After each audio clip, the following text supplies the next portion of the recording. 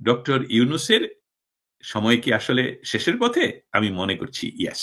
বাংলাদেশে ১৩ তারিখে যে কর্মসূচি পালন করার জন্য বাংলাদেশ আওয়ামী লীগ এবং বাংলাদেশ আওয়ামী লীগের সহযোগী বা বন্ধু ও সংগঠনগুলো যে ডাক দিয়েছে, সেটাকে যেহেতু আমেরিকাতে থাকি বহু বছর ধরে, অতএব রোমে থাকতে হলে তো একটু রোমানদের মতনই থাকতে হবে, তাই না?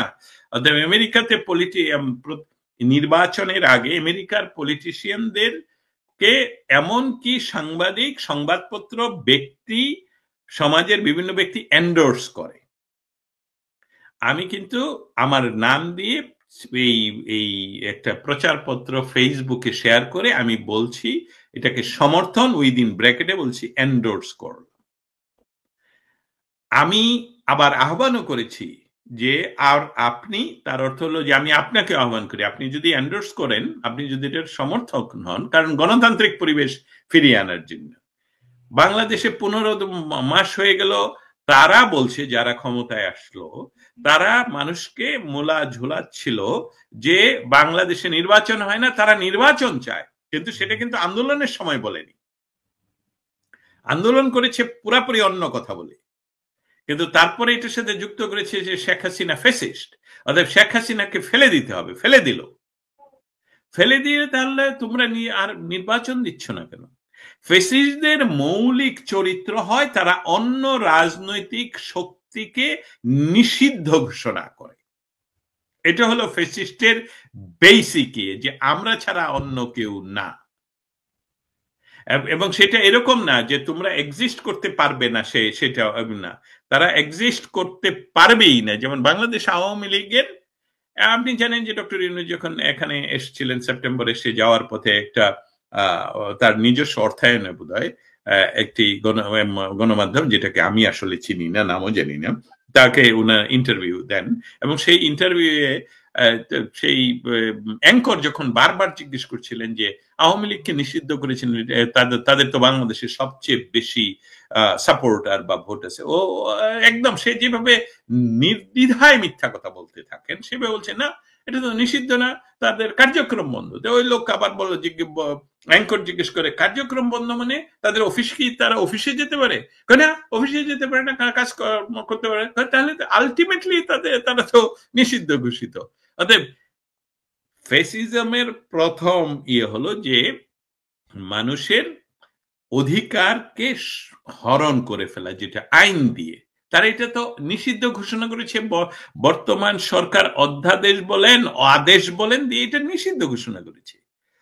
এবং বাংলাদেশের জন্মের সাথে যেই রাজনৈতিক দলটার শুধু ভাবে যুক্ত, এটা বলবো না, ৫ই আগস্টের পর এখন আমি দস্তগীর জাহাঙ্গীরও বলি যে ইয়েস, বাংলাদেশের স্বাধীনতার একমাত্র রাজনৈতিক শক্তি যে নেতৃত্ব দিয়েছিল, যার আন্ডারে বাংলাদেশ স্বাধীন হয়েছে, সেটা হলো বাংলাদেশ আওয়ামী লীগ। এন্ড বাংলাদেশকে রাজনৈতিকভাবে স্বাধীন করার জন্য এককভাবে যে ব্যক্তিটিকে আমরা দায়ী করতে পারি, উনি হলেন বঙ্গবন্ধু শেখ মুজিবুর রহমান। এটা নিয়ে আর কোনো সংশয় থাকার কারণ নেই, কারণ অন্য কোন দল যারা এখন বাংলাদেশে এই হায়ানার মতন বিচরণ করছে, তারা কিন্তু ৭১কে অস্বীকার করছে, তারা সংবিধানকে অস্বীকার করছে। এমনকি গতকালকে দেখলাম এই শিশু, এখন সে ১৩ তারিখে নাকি সে তার নিজস্ব মিলিশিয়া বাহিনী নামাবে, এই উপদেষ্টা, সে গতকালকে দেখলাম জাতীয় সঙ্গীত করতে নিষেধবাদ করতে দিচ্ছে না। অতএব ১৩ তারিখের যে ঘটনাটা, এটা হলো আমার কাছে খুবই সাধারণ একটি ডাক। এই ডাকটি গণতান্ত্রিক অধিকার। কিভাবে গণতান্ত্রিক অধিকার? গণতন্ত্রে আপনি আপনার ম্যানিফেস্টো ডিক্লেয়ার করতে পারেন, আপনার দাবি দাওয়া নিয়ে রাস্তায় নামতে পারেন, বলতে পারেন। এবং আরেকটা বিষয় হলো যে এই অবৈধ অসাংবিধানিক সরকার ১৫-১৬ মাস হয়ে যাচ্ছে, নির্বাচন তো হতে দিচ্ছে না, তার সাথে সাথে বাংলাদেশ আওয়ামী লীগকে নির্বাচনে অংশগ্রহণ করতে দিবে না। On the top of that, যেটা আন্তর্জাতিক অপরাধ ট্রাইব্যুনাল, যেটা বাংলাদেশের ৭১ সনের স্বাধীনতা সংগ্রামের যে সকল অপরাধ হয়েছে আন্তর্জাতিক ভায়োলেশন, আন্তর্জাতিক আইনের লঙ্ঘন, যেমন যুদ্ধ অপরাধ, সেই সেই ট্রাইব্যুনালে শেখ হাসিনার বিচার হচ্ছে, যে বিচারের রায় ইতিমধ্যে নজরুল বলে দিয়েছেন, যে রায় অন্যান্য উপদেষ্টারাও বলে দিয়েছেন, এমনকি সরকার কর্তৃক নিয়োজিত অ্যাডভোকেট সে নিজেও বলে দিয়েছেন জাজের সামনে। আমরা ভিডিও, সেটা আছে, আমার কাছে আছে, আপনার কাছে আছে। অতএব এর বিরুদ্ধে বাংলাদেশ আওয়ামী লীগ, যার 33%, আমি এখন 33-এই থাকবো, কমবো না, 33% বাংলাদেশি জনগণ প্রতিনিয়ত সাপোর্ট করে যাচ্ছে, 18 থেকে 33%, 18 কোটি বলছি। অতএব তাদেরকে বাদ দিয়ে আপনি একটা তাদের বিচার করবেন এবং সেটা রায় ডিক্লেয়ার করবেন সেই কোর্টে, যেই কোর্ট আসলে এটা আপনারা তৈরি করেছেন, এখন চেঞ্জ করেছেন, এটা ক্যাঙ্গারু কোর্ট হিসেবে, সবই আপনাদের নিয়ন্ত্রিত, জামাতের নিয়ন্ত্রিত, এবং সেখানে আওয়ামী লীগকে নির্বাচন করবেন, সেই নির্বাচনে তো খেলতে দিব না, তোকে নিব না ভাব। আমরা ছোটকালে তো তাই করতাম, তাই না? কাউকে এই 2-3 জন মিলে তোকে নেওয়া যাবে না, কারণ তাকে ওই দিন শাস্তি দিতে হবে।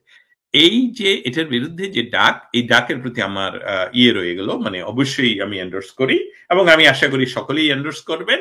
এবং বাংলাদেশ সরকার, যদি আমি দেখতে পাচ্ছি বাংলাদেশ সরকার, তো বলতেই হবে সে সরকার, যেহেতু ক্ষমতা তাদের হাতে, মানে তারা জোর করে দখল করেছে, তারা যে চেষ্টাটুকু করবে, এটা আমার মনে হয়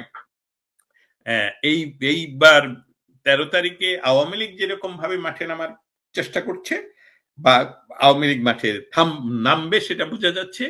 সেখানে সরকারের পুলিশ বাহিনীর অবস্থানটা কেমন হবে আমার কাছে একটু সংশয়। আমার কাছে যে তথ্য ইতিমধ্যে আছে, যে মাঠের যে পুলিশ, তারা কিন্তু এই কারণ তাদের কলিগ, আত্মীয়, পাড়া প্রতিবেশী, তাদেরকে হত্যা করা হয়েছে। অতএব তারা এটার সাথে কি ধরনের, এই তথ্যগুলো এখনই বলতে চাচ্ছি না, তবে ধারণা করা হচ্ছে যে পুলিশ বাহিনীর কাছ থেকে যতটুকু সরকার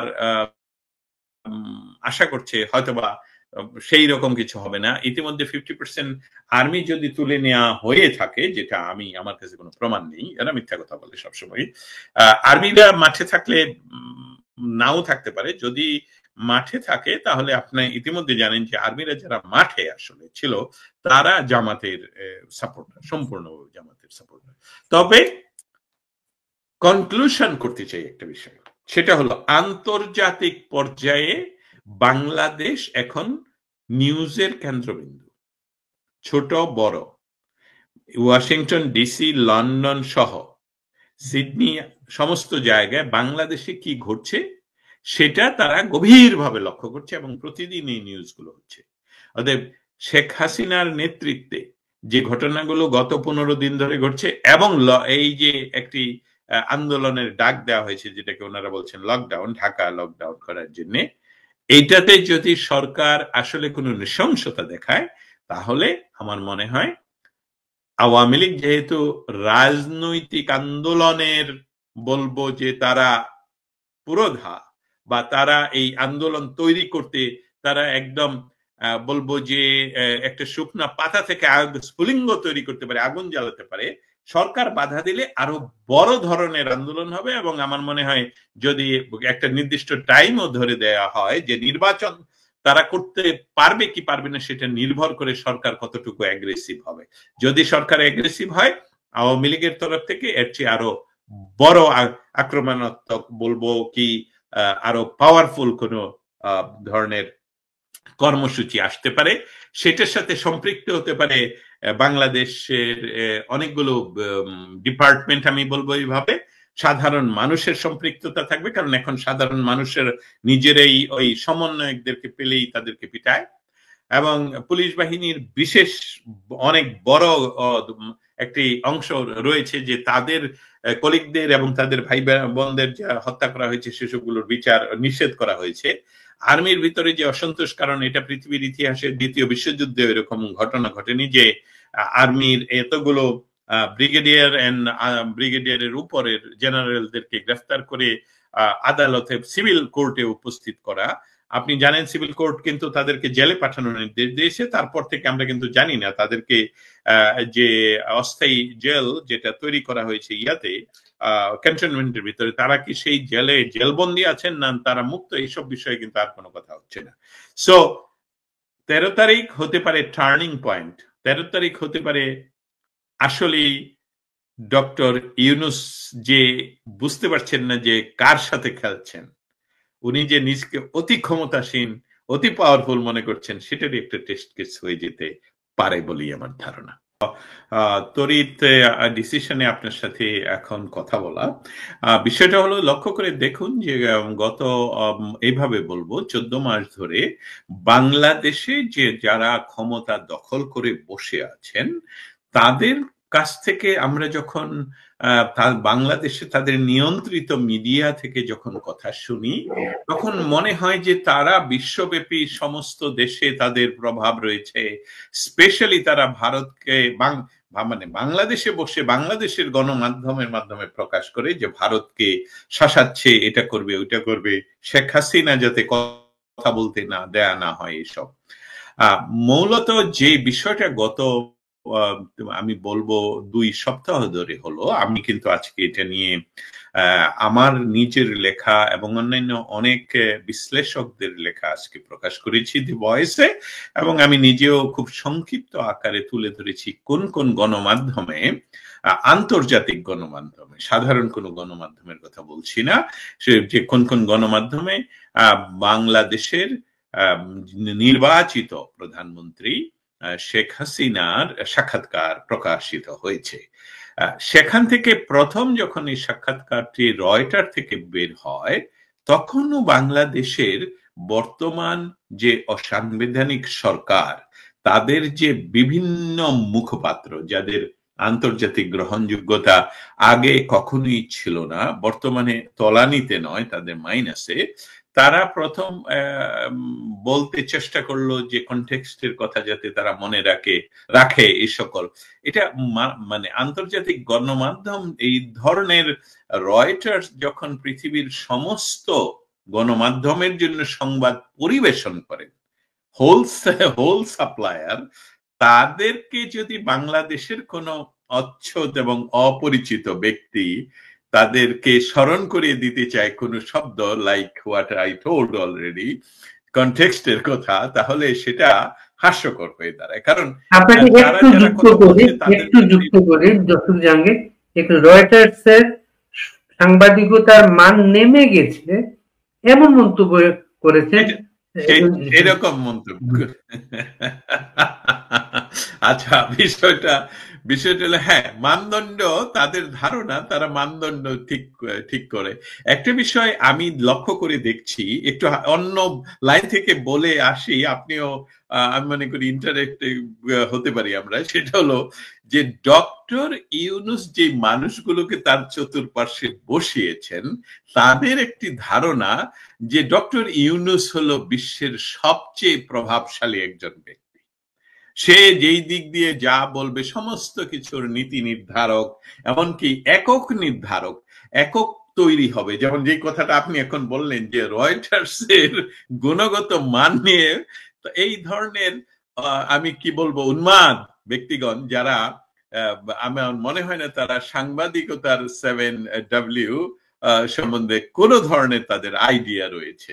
অতএব বিশ্ব গণমাধ্যমে, এই ধরনের গণমাধ্যমে, যে সকল গণমাধ্যমগুলো বিশ্বের সমস্ত সংবাদ এক্সক্লুসিভলি প্রচার করেন, সেই সকল গণমাধ্যমে হঠাৎ করে বলবো, এটা হঠাৎ করে নয়, অনেকেই ভাবছিলেন যে প্রধানমন্ত্রী শেখ হাসিনা কেন বিশ্ব গণমাধ্যমে ইন্টারভিউ দিচ্ছেন না, কথা বলছেন না। আমি এই বিশ্লেষণ একদিন করব, আপনার সাথেই হয়তো বা করবো, এটা খুব সুন্দর একটা বিশ্লেষণ আছে।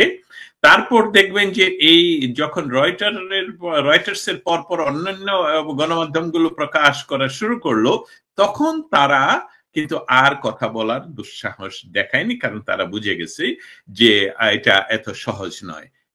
এখন আসি এই প্রতিক্রিয়ার কথা। বর্তমান বিশ্বের যে সকল ক্যাপিটাল, যে সকল রাষ্ট্রের প্রধান শহরগুলো, রাজধানী শহরগুলোতে মৌলিক আলোচনা কিন্তু বাংলাদেশ এবং শেখ হাসিনাকে নিয়ে। এখন বর্তমানে বাংলাদেশে যে সরকারকে পশ্চিমারা, স্পেশালি বলবো মার্কিন টাকা এবং মার্কিন সরকার সেখানে বসিয়েছেন, সেটা কিন্তু যারা বসিয়েছেন সেই গ্রুপই এখন ওপেনলি কথা বলছেন, ওপেনলি বলছেন তারা কি করেছেন।